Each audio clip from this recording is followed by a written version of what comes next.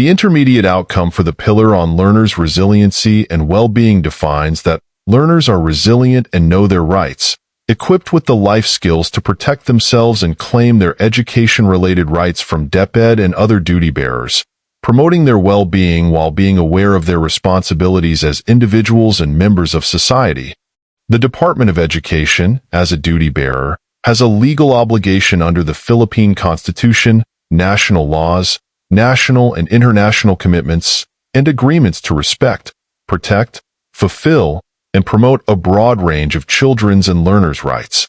These include not only the right to accessible and quality education, but also rights in education such as the right against discrimination, the right to health, the right to participation, the right to religion, the right to rest and play, and the right to protection against all forms of violence.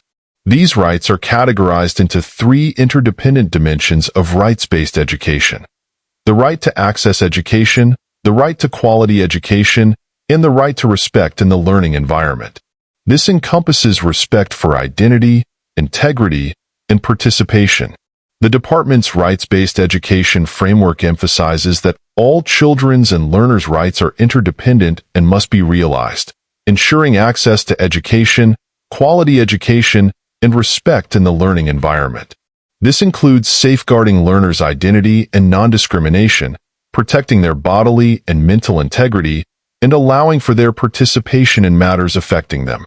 Child protection, including the prevention of bullying, child abuse, and exploitation, falls under the right to protection and respect in the learning environment.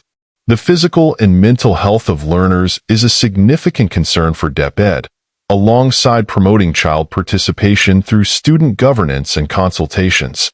Inclusiveness and non-discrimination are also central to education. All these rights are inalienable, interrelated, and indivisible, and they should permeate throughout basic education in the Philippines.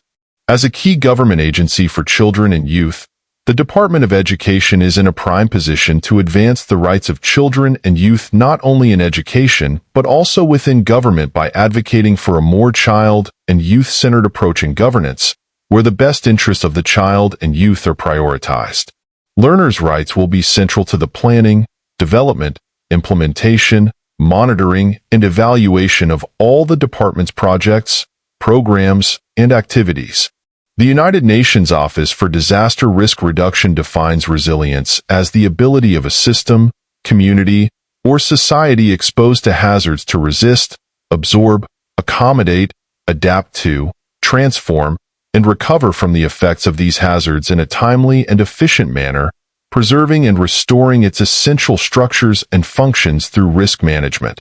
At the personal level, resilience means thriving even in pressing situations. For learners, policies, programs, and projects must be implemented to protect them from various hazards, requiring systems, facilities, and services that enable positive and effective responses. Additionally, individuals must be in the proper physical, emotional, and mental state to respond favorably to these challenges. The department provides necessary protection and opportunities for individuals to reduce risks and build resilience. The framework for education for sustainable development integrates principles, values, and practices of sustainable development into all aspects of education, promoting changes in behavior toward a sustainable future, addressing environmental, economic, and social justice concerns. Subintermediate Outcome 4.1 emphasizes that learners are served by a department that adheres to a rights-based education framework at all levels. The Department of Education embraces rights-based education, but is still in the process of fully implementing it. In a rights-based education framework, the department's mandate to deliver basic education services is based on the interdependent rights of children and learners as outlined in the 1987 Constitution and other domestic and international laws.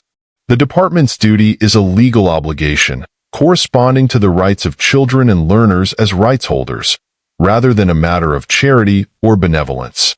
On a constitutional level, the right to education is enshrined in Article 14, Section 1, which mandates that the state shall protect and promote the right of all citizens to quality education at all levels, and shall take appropriate steps to make such education accessible to all.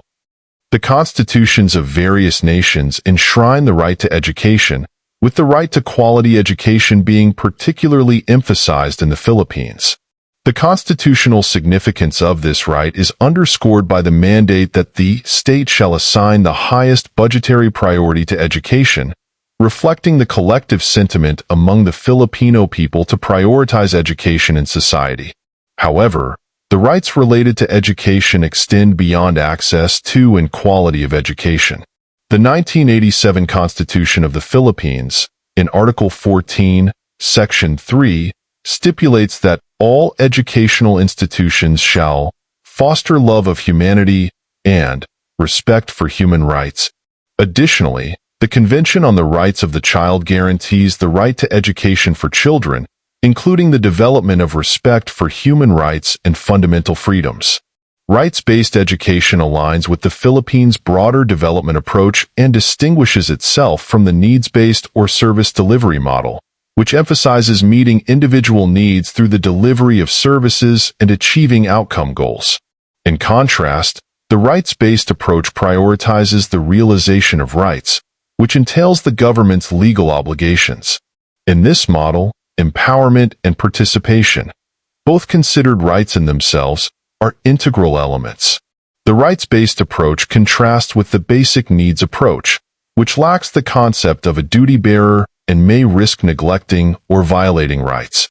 Rights-based education treats children and learners as rights holders, recognizing them as subjects with inherent dignity and rights, rather than objects who passively receive education until they become rights holders upon reaching adulthood. Though needs-based approaches are more commonly implemented, they have not always succeeded in meeting global development targets.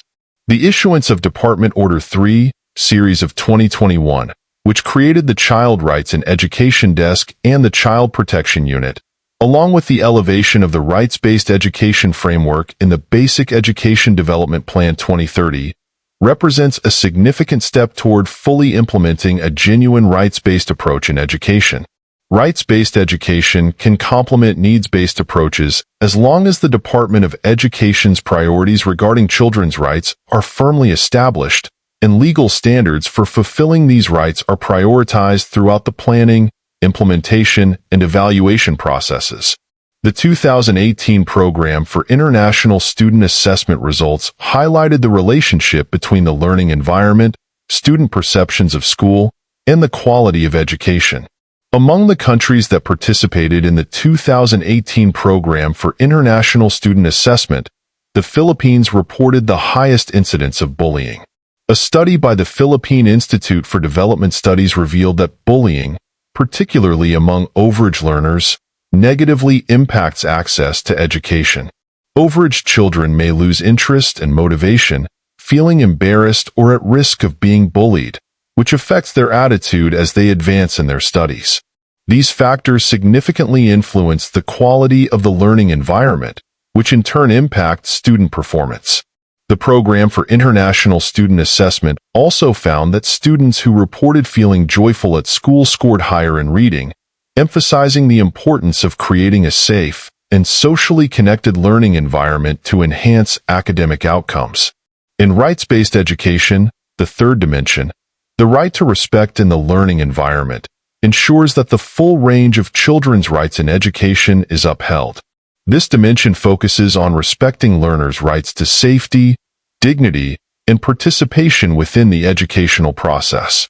The three dimensions of rights-based education, access to education, quality of education, and respect in the learning environment, are interlinked and indispensable. Rights-based education necessitates that these rights be respected, protected, fulfilled, and actively promoted by duty bearers, ensuring that all learners' rights are fully realized within the educational system.